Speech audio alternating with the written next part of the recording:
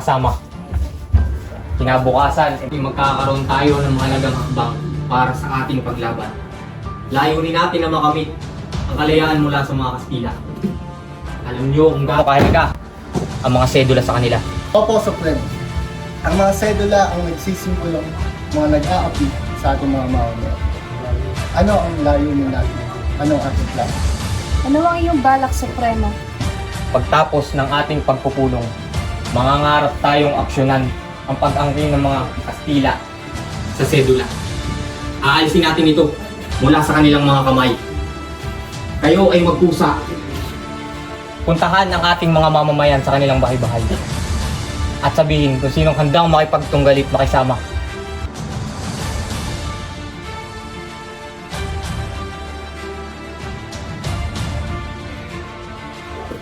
Supremo, maraming salamat sa inyong tulong.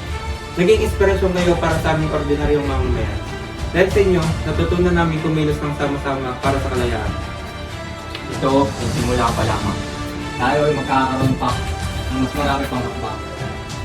Hindi natin titigilan ang paglaban sa mga Kastila at hindi natin nakakamit ng kalayaan.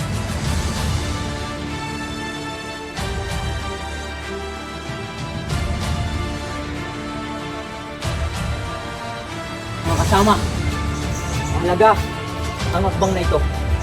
Ang hakbang na ito magsisimbolo sa ating pagkakasuway sa mga Kastila. Ang sedula ang nagsisimbolo ng ating pagkakadama at mga pasakit nila sa atin. Dapat itong punitin. Opo, Supremo. Kailangan natin ng pagbabago. Tagal na tayong pinagmumukhang alipin. Hindi na natin ito kayang tiisin. Supremo, ito ang aking sedula. Handa akong sumunod sa iyong mga tuntunin.